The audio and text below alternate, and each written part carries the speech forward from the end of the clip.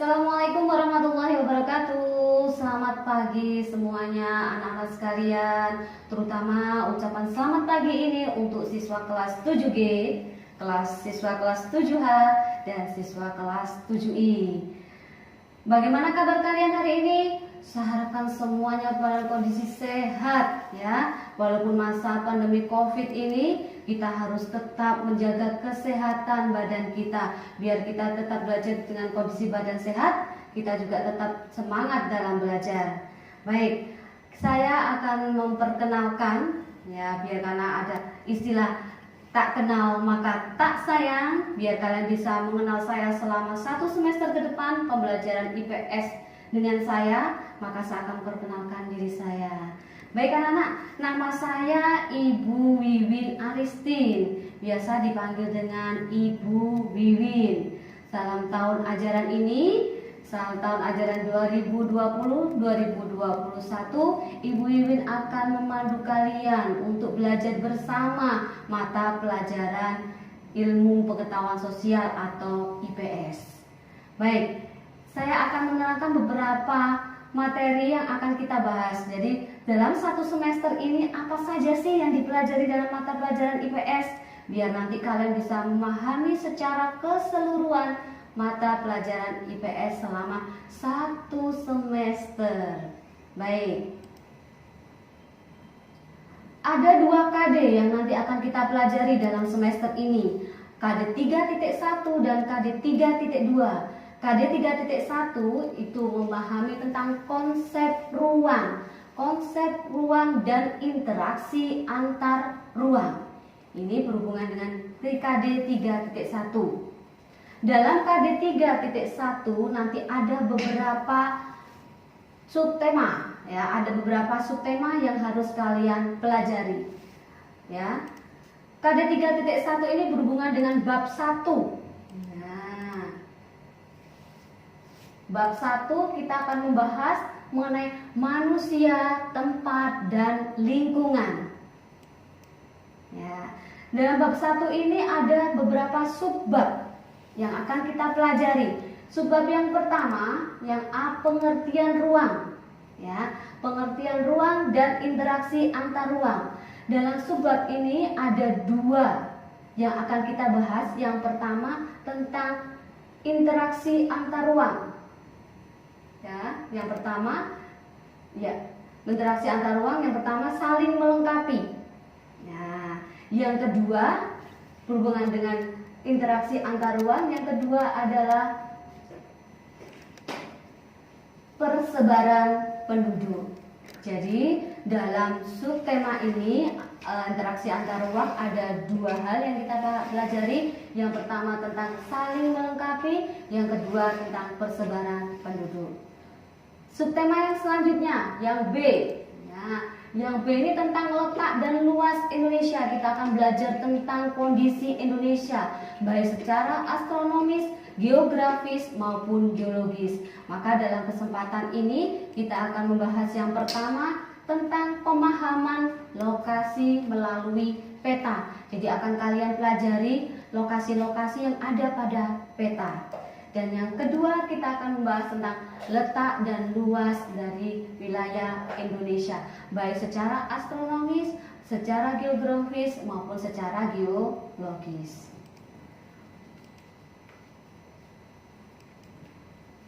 Yang ketiga adalah potensi sumber daya alam. Nah, ini nanti kita akan bahas mengenai berbagai macam hasil alam yang ada di Indonesia. Ada 2 juga, yaitu potensi sumber daya alam Indonesia.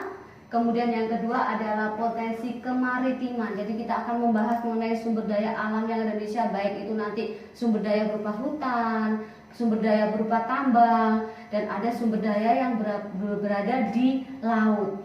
Ya. Selanjutnya, subtema selanjutnya adalah subtema yang keempat mengenai dinamika kependudukan Indonesia.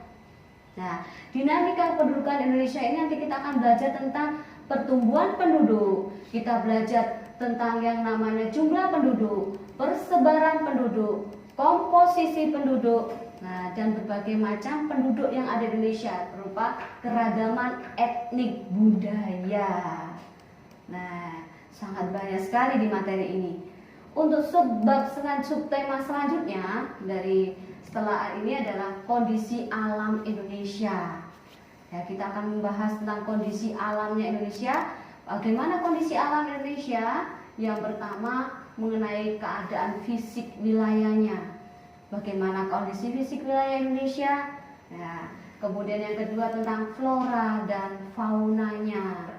Kita akan belajar tentang apa yang ada dimiliki Indonesia, keragaman flora fauna yang ada di Indonesia, kekayaan flora faunanya itu ada pada materi ini.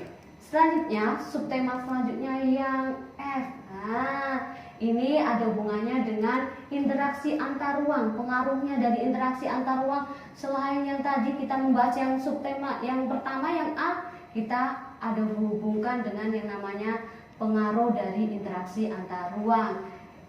Yang pertama, dengan adanya pengaruh interaksi antar ruang akan ada pusat pertumbuhan penduduk nanti di situ.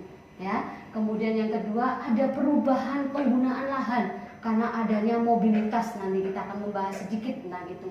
Selanjutnya perubahan orientasi mata pencaharian. Ya, apabila orangnya masih di desa pindah ke kota akan berbeda mata pencahariannya. Kemudian perkembangan sarana prasarananya akan ada perbedaan antara masyarakat di desa dan juga masyarakat di kota. Kemudian perubahan sosial budaya dan komposisi penduduk ini juga memberikan arahan mengenai bagaimana pengaruh interaksi antar ruang di wilayah kita. Baik, itu adalah KD 3.1. Ya, KD 3.1 yang akan kita pelajari. Kemudian selanjutnya kita ada masuk pada KD 3.2. Nah, KD 3.2 ini tentang interaksi sosial dan juga mengenai lembaga-lembaga sosial. Ada 3 sub yang akan kita bahas dalam interaksi antar ruang dari KD 3.2 ini.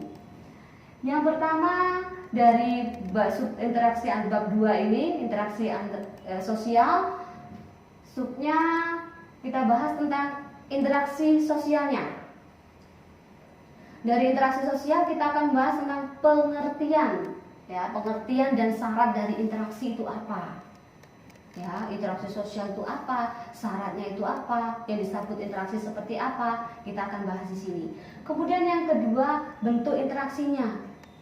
Bentuk interaksinya seperti apa dalam interaksi sosial ini? Apakah dengan individu individu dengan kelompok, ataukah kelompok dengan kelompok? Subtema selanjutnya,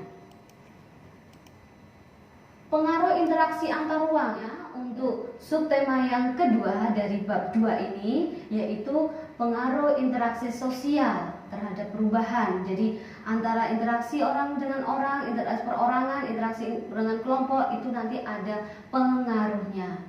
Untuk subbab yang ketiga dari bab 2 interaksi ini, yang ketiga adalah lembaga sosial. Kita akan belajar tentang lembaga-lembaga sosial yang ada di masyarakat. Pengertian lembaga sosial, bentuk-bentuk lembaga sosial. Di sini akan kita pelajari mengenai lembaga-lembaga sosial, ada lembaga pendidikan, lembaga sekolah, ada lembaga keluarga dan sebagainya. Ya. Dalam IPS, dalam mata pelajaran IPS ini sebenarnya ada empat unsur penilaian yang kita bahas di sini.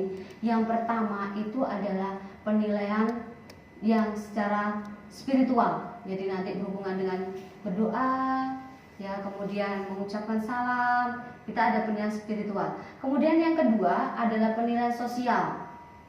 Ya, penilaian sosial. Dan yang ketiga adalah penilaian secara pengetahuan, lingkup pengetahuan. Nanti di situ di lingkup pengetahuan kita ada tugas, ada tes tulis, ada tes lisan. Tapi untuk di sistem daring ini mungkin kita akan mengadakan beberapa tes, ya, tes berhubungan dengan daring, ya, tentunya tidak mungkin dengan tulis. Kemudian yang ketiga adalah penilaian keterampilan. Penilaian keterampilan ini akan menyampaikan beberapa tugas dari kalian untuk membuat sesuatu yang dianjurkan oleh Bapak Ibu guru. Terutama nanti akan saya berikan beberapa hubungan dengan penilaian keterampilan. Baik, persiapanlah diri kalian dengan sebaik-baiknya untuk ikut serta dalam pembelajaran mata pelajaran IPS, biar kita bisa kompak dalam belajar IPS dan tetap semangat dalam pelajaran, dan kita akan bertemu lagi dalam mata pelajaran yang lainnya dan dengan tema yang berbeda. Assalamualaikum warahmatullahi wabarakatuh. Selamat pagi anak-anak. Bye.